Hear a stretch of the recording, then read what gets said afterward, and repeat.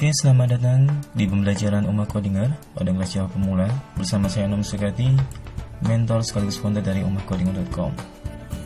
Oke, pada video tutorial saya kali ini kita akan belajar tentang metode ya, sesuai dengan handbook 9 atau di modul 9. Dimana sebelumnya pada handbook 8 kita sudah sedikit menyinggung tentang metode atau sedikit menyinggung tentang materi pengenalan OOP, Object Oriented Programming, dimana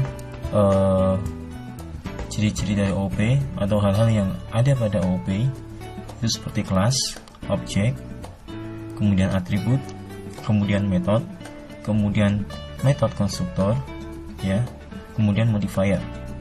Nah, pada handbook 9 atau modul 9 ini kita akan lebih fokus belajar tentang metode. Nah, langsung saja kita mulai dengan slide yang pertama. Nah, metode atau behavior atau sifat atau operasi, ya. Pengertian metode sendiri sekumpulan statement atau perintah program yang dibungkus dalam satu blok code yang didefinisikan dengan sebuah nama tertentu. Ya. Ini pengertian metode. Pengertian gambarnya seperti ini: sekumpulan statement atau kode program atau perintah program yang dibungkus dalam satu blok code yang berada dalam satu blok code dan di mana blok code tersebut didefinisikan dengan sebuah nama tertentu. Nah, itu metode. Nah, metode pada pemrograman struktur sama dengan prosedur atau fungsi, ya. Pada modul 8 sedikit saya singgung juga. Pada pemrograman struktur itu bisa disebut ada yang disebut prosedur, ada yang disebut fungsi. Nah, itu nanti berkaitan dengan macam-macam metodenya. Nah, metode akan mengolah atau mengubah data atau variabel yang ada di dalam kelas atau objek sesuai dengan operasi yang dilakukan. Itu fungsi metode. Jadi mengolah atau mengubah data variabel yang ada dalam kelas atau objek sesuai dengan operasi yang dilakukan. Nah, dari proses tersebut, maka terjadi 3 kemungkinan. Yang pertama, mengembalikan suatu nilai akhir. Yang kedua, mengembalikan nilai yang bersifat sementara untuk kemudian diteruskan ke metode lain. Yang ketiga, tidak mengembalikan nilai sama sekali. Nah, ini tentang metode. Kemudian tujuan metode sendiri sebenarnya untuk meringkas sebuah kode program. Ya, tujuan metode atau fungsi metode sebenarnya untuk meringkas sebuah sintak pada program. Jadi semisal ada sebuah event, ya, perintah ketika login, semisal saja login Facebook. Ketika login Facebook, kita menginputkan username dan password, ya. Kemudian untuk masuk ke halaman utama setelah menginputkan username dan password, kita bisa klik tombol masuk atau login, atau kita bisa tekan enter pada keyboard, ya. Ada 2 proses. Setelah menginputkan username dan password, kita bisa tekan enter, kita bisa klik tombol login.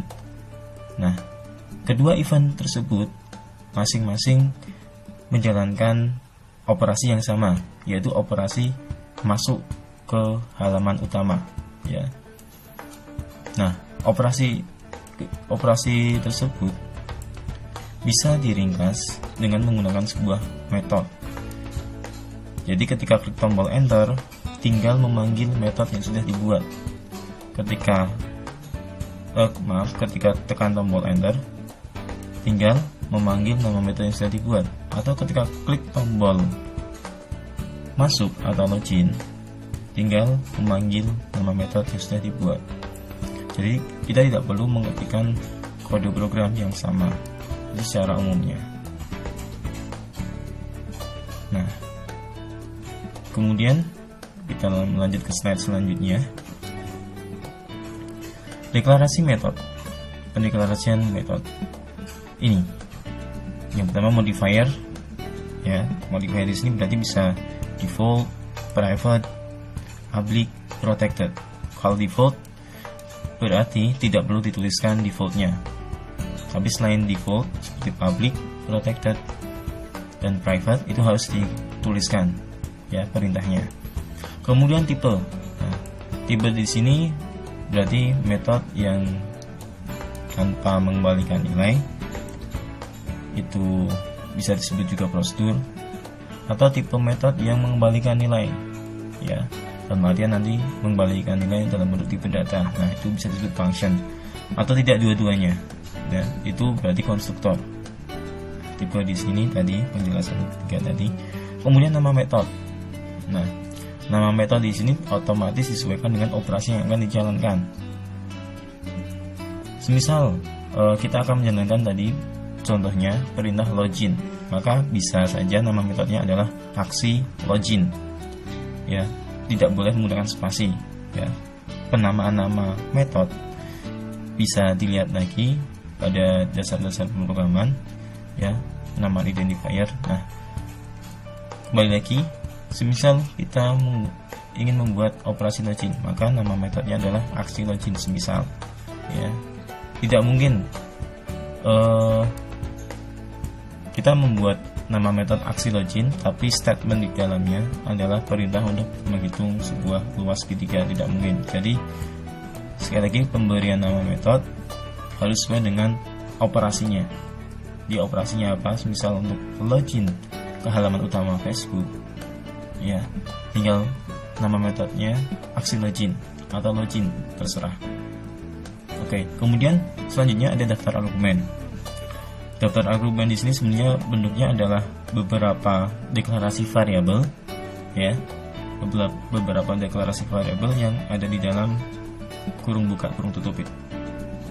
Ya, daftar argumen. Nah, daftar argumen di sini bisa disebut juga parameter. Nah, parameter di sini bisa ada 1, 2, 3 dan seterusnya sesuai dengan kebutuhan.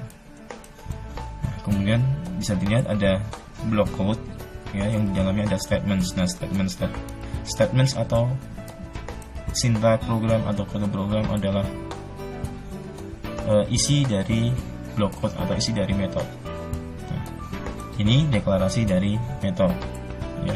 Yang pertama modifiernya apa, tipenya apa, nama metodenya, pemberian nama metode harus sesuai dengan operasinya. Daftar argumennya di sini boleh ada, boleh tidak. Boleh ada parameternya, boleh tidak ada parameternya. Kemudian jangan lupa block code-nya, kemudian isi dari metodenya apa. Operasinya harus sama, harus sesuai dengan nama metode, atau nama metode harus sesuai dengan operasi yang dijalankan, perintah yang dijalankan.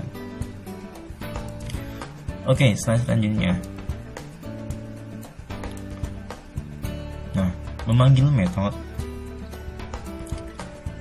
Pemanggilan metode yang pertama dengan cara menuliskan nama metodenya, langsung menuliskan nama metodenya. Yang kedua, pemanggilan metode dengan cara menuliskan nama metode yang diawali keyword this. Referensi this ini merupakan referensi dari kelas yang ada pada metode tersebut, yang memiliki metode tersebut ya. Jadi sama sebenarnya. Pemanggilan metode melalui objek suatu kelas. Jadi kita harus mendefinisikan sebuah objek terlebih dahulu dari sebuah kelas. Kemudian memanggil nama metodenya dengan menuliskan nama objek dan nama metodenya. Ini kaitannya jika pemanggilan nama metode dari kelas yang lain. Nah, bisa menggunakan melalui objek suatu kelas, mendeklarasikan sebuah objek terlebih dahulu.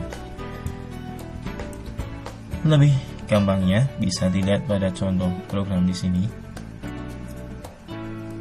Nah, bisa dilihat pada baris 4-9 itu adalah metode konstruktor ya, dimana nama metodenya sama dengan nama kelas. Nah, kemudian baris 5 memanggil metode tanpa this. Baris 6 memanggil metode dengan this. Baris 7 dan 8 ini memanggil metode dengan nama cetak luas segitiga, di mana metode cetak luas segitiga ini berada di kelas demo metode. Jadi tidak di dalam kelas cetak metode, tapi di kelas yang lain. Nah, untuk memanggil metode di kelas yang lain harus mendefinisikan objek terlebih dahulu ya, atau untuk memanggil metode dengan mendefinisikan sebuah objek itu jika dipanggil di dalam metode static void main. Ya, bisa dilihat pada contoh baris 11 sampai 13.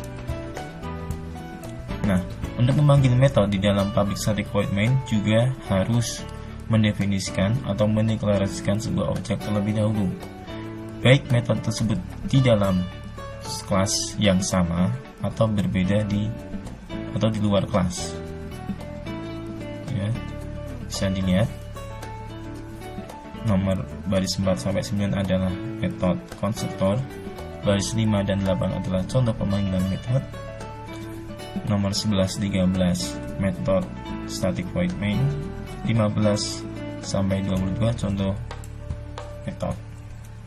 Kemudian 26 sampai 32 itu kelas yang berbeda, dan di dalamnya ada metode dengan nama cetak luas segitiga. Nah, tadi operasi yang ada di dalam metode atau penamaan metode harus sama dengan operasi yang ada di dalam metode. Jadi tidak mungkin baris 27 nama metodenya cetak luas segitiga, ternyata di dalamnya adalah operasi untuk cetak luas lingkaran. Walaupun sintaknya benar, tapi itu salah, ya, karena tidak sesuai dengan fungsinya, tidak sesuai dengan metodenya, tujuannya tidak sesuai. Nah, oke, kita lanjut ke slide berikutnya. Kita masuk ke macam-macam metode. Nah, yang pertama ada yang namanya method void. Method void adalah metode yang tidak mengembalikan nilai, ya, tidak ada return value-nya. Itu method void. Method void jika dalam bahasa pemrograman tersebut sama halnya dengan prosedur. Nah, ini contoh method void. Ya, untuk mendeklarasikan sebuah method void dengan kata kunci void. Ya, method void atau metode tanpa mengembalikan nilai. Mendefinisikannya dengan kata kunci void. Nah, di sini modifier pada metode cetak hasil adalah default, karena default berarti tidak perlu dituliskan. Tapi kalau modifiernya adalah public, private, atau protected, maka harus dituliskan. Jadi misal modifier pada metode cetak hasil adalah public, maka penulisannya adalah public spasi void spasi cetak hasil. Nah, seperti itu. Nah, kita lanjut ke metode yang kedua. Nah, di sini metode dengan nilai balik. Yang tadi metode void adalah metode tanpa nilai balik. Metode kedua adalah metode dengan nilai balik. Metode dengan nilai balik atau non void adalah metode yang mengembalikan nilai atau terdapat fungsi return. Nah, ini pengertian dari metode dengan nilai balik. Cara kerja dari metode ini sama dengan fungsi jika dalam bahasa pemrograman terstruktur. Nah, ini contoh metode dengan nilai balik atau function, contoh metode yang berupa fungsi. Di sini modifiernya default, jadi tidak dituliskan, ya. Kemudian tipenya, ingat metode dengan nilai balik, maka tipenya berupa tipe data. Kalau tadi void ada kata kuncinya void, kalau dengan nilai balik maka kata kuncinya sebuah tipe data. Nah, di sini dicontohkan tipe double, ya, double cetak hasil. Nah, metode dengan nilai balik atau fungsi, kata kuncinya adalah tipe data, kemudian ada return value-nya. Nah, return value di sini harus sesuai dengan tipe data pada metodenya. Jadi misal di sini dicontohkan tipe data dari metode cetak hasil adalah double, maka returnnya juga harus double. Nah, di sini returnnya adalah sebuah variabel di mana variabel ini dideklarasikan sebagai double. Ingat, returnnya harus sesuai dengan tipe dari metodenya. Nah, return di sini bisa langsung berupa nilai, bisa berupa variabel. Ingat, return di sini bisa langsung berupa nilai. Jadi misal kalau berupa nilai 1,5, 2,5. Kalau berupa variabel, return di sini contohnya adalah C, return C. Oke. Itu penjelasan metode dengan nilai balik. Kita masuk ke slide berikutnya. Nah, metode yang ketiga adalah metode dengan parameter. Nah, metode dengan parameter adalah metode yang memiliki argumen berupa nilai data berupa variabel yang digunakan untuk membantu mengolah data yang lebih spesifik. Itu pengertian secara umum metode dengan parameter. Lebih mudahnya kita lihat contohnya. Di sini ada dua buah metode, ya, metode tanpa tipe data atau metode void, dan kemudian metode dengan nilai balik. Ya. Yang pertama, metode void dengan nama I will uang, modifiernya public. Di sini memiliki satu parameter dengan parameternya bernama jumlah atau berupa variabel dengan nama jumlah, kemudian tipe datanya integer. Nah, contoh yang kedua, nama metodenya adalah pangkat, modifiernya private, memiliki dua parameter, variabel A dan B. Variabel A tipe datanya double, variabel B tipe datanya integer. Kemudian karena ini adalah metode yang berupa fungsi, maka harus ada return value-nya. Di sini return value-nya adalah sebuah variabel yang variabelnya sama dengan tipe metodenya, yaitu double. Oke. Ini contoh metode dengan parameter.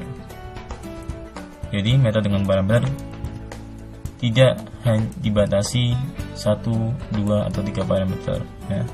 Tapi tetap penggunaan jumlah parameternya harus disesuaikan dengan kebutuhan dari fungsinya atau programnya atau operasinya. Jadi penggunaan parameter yang terlalu banyak pun kurang bagus karena akan terlalu memakan banyak memori. Oke, itu penjelasan metode dengan parameter. Kita lanjut ke slide berikutnya. Yang keempat, metode konstruktor. Nah, ini sudah beberapa kali saya singgung. Konstruktor adalah suatu metode yang pertama kali dijalankan pada saat pembuatan suatu objek. Nah, ingat, jika ada sebuah metode konstruktor, maka operasi-operasi atau sintaks-sintaks yang ada di dalam metode konstruktor itu akan dijalankan pertama kali jika kelas tersebut dipanggil atau kelas tersebut dijalankan. Itu pemahaman dari konstruktor. Konstruktor mempunyai ciri, mempunyai nama yang sama dengan nama kelas, tidak mempunyai return tipe seperti void, integer, double, dan lain-lain. Ingat, metode konstruktor adalah metode yang memiliki nama sesuai dengan nama kelasnya, tidak mempunyai return value atau return tipe seperti void, integer, double, dan lain-lain. Nah, biasanya pendefinisian metode konstruktor itu adalah public, kemudian nama metodenya. Pendefinisian konstruktor biasanya menggunakan public, kemudian nama metodenya. Metode konstruktor pun bisa memiliki parameter, ya. Yang terpenting, ingat, jika ada kelas yang memiliki konstruktor, maka operasi-operasi yang di dalam metode konstruktor itu akan dijalankan pertama kali kelas tersebut dipanggil, atau jika ada pendeklarasian objek pada kelas tersebut, ya, otomatis operasi-operasi pada metode konstruktor itu akan dijalankan. Nah, kita lanjut ke slide berikutnya. Metode overloading adalah mendefinisikan metode di dalam kelas dengan nama metode sama, deklarasi parameter berbeda. Sebuah metode teroverload, ya, atau overloading pada metode itu kejadian ketika dalam satu kelas terdapat beberapa metode dengan nama metode yang sama, namun parameternya berbeda, deklarasi parameternya berbeda. Nah, mungkin lebih gampangnya kita lihat contoh di sini. Nah, di sini ada dua metode dengan nama yang sama, ambil uang. Nah, cuma bedanya di metode yang pertama itu parameternya berjumlah 1. Di metode yang kedua itu parameternya berjumlah 2. Ya. Ini jika ada model yang seperti ini, maka itu disebut dengan method overloading. Method overloading tidak hanya pada metode void, tapi metode dengan nilai balik dan metode konstruktor juga bisa terjadi method overloading. Oke, itu. Nah, ini contoh method overload pada metode dengan nilai balik atau return value. Intinya parameternya berbeda, ya. Jadi misal di sini metode yang pertama pangkat integer A dan integer B. Kemudian kalian mendefinisikan lagi di metode yang kedua di bawahnya integer A integer B, maka itu akan salah. Jadi harus ada yang dibedakan. Misal di sini double A dan integer B, salah satu parameternya berbeda. Itu tidak masalah, itu nanti tidak akan terjadi error. Nah, seperti itu. Nah, ini overload pada konstruktor, bisa dilihat.